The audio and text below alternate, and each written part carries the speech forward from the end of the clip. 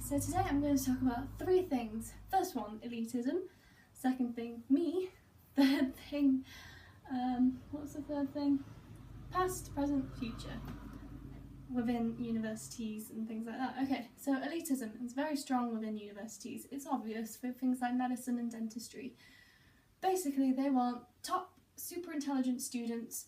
They don't want, intelligent students, mid-intelligent students. They don't want that. They want super intelligent students, and that is what's wrong with the system. Basically, our government's a bit weird. They want the rich to be richer, poor to be poorer. They don't want anybody jumping boundaries, basically.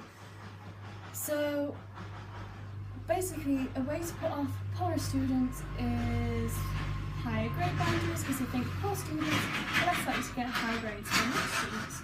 Weird, right? They'll raise tuition fees, get rid of grants, get rid of bursaries, because it will put people off. Annoying, right? It's very annoying when these super rich people, maybe they're not everybody, but some people just, don't really have many life lessons and, everything's paid for them, get into university and then they're like, what? I actually have to do all this work.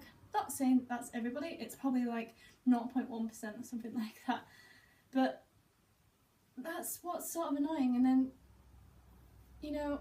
medicine, you need AAA or higher. That's it. That's the cut-off point. There's no foundation years or anything like that. The only thing you can do is do another degree for 3 years, and then you can do medicine for 4 or 5 years, depending on which route you go through, which is ridiculous. You have to go through university to prove that you're good enough for university. Smart. We need a way to get more well-rounded students, because now you complain, oh, we need to get more people from abroad because we don't have enough doctors here.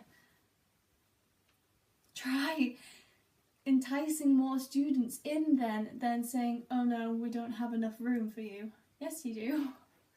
Because you're saying that there's not enough. So there must be, right? Yeah? So maybe create a foundation year. I'm not saying every school that offers medicine needs to do that, but maybe one in each area. So we could have maybe one in Wales or the North West, maybe Manchester, maybe York, maybe London, maybe Edinburgh area.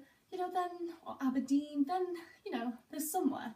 Then from there, it can sort of be like, then people can actually decide, is medicine for me? I think that's a very good way to do it. Otherwise, they can maybe progress to biomedical sciences or biology, some sort of related science. I think that's a very good idea. BMAT and GAMSAT make sense to me. UKCAT doesn't. I'm pretty good at the BMAT. I haven't done the GAMSAT because they want you to pay to see the past papers, even though they're already asking you for like £230 for the test, which is ludicrous. UKCAT doesn't make sense to me. If you have people like me who don't understand patterns very well, it's sort of like it's a weird thing, especially with like mixing numbers and letters. So in the math section, I'm really not very good at that. I'm very good at maths. I can work it out quickly. So if I needed to work out how much medicine to give someone who weighs 7 stone 10, is 9 years old or something like that, a 9-year-old female, I could probably do it. I could probably work it out in my head. But when you're saying the train leaves at 7:15, 60 miles per hour, arrives at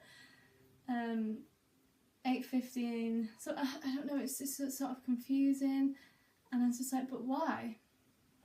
Why do that? And this is, I think, where we're going wrong. This is a way to sort of cut students out, but this isn't a good way. This is, again, looking at elitism, and it's not right. Because some students can see patterns, some can't. It's not fair, because you think, well, this is how it is in this.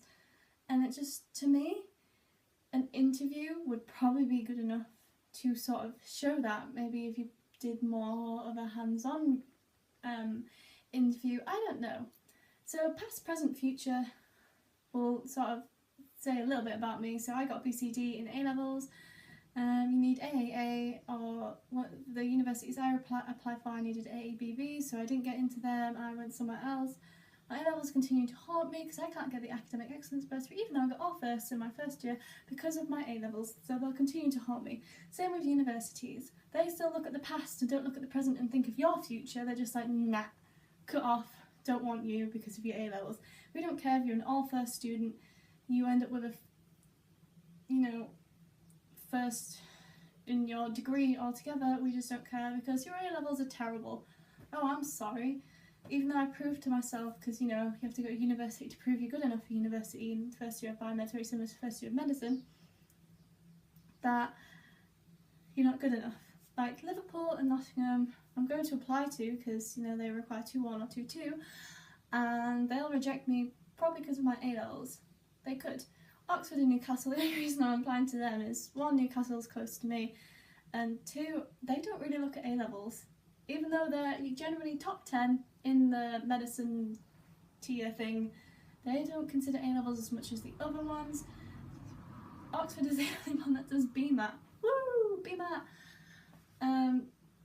So yeah, that's really, really weird, isn't it? And so they're continuing to like look at the past, not the present or the future.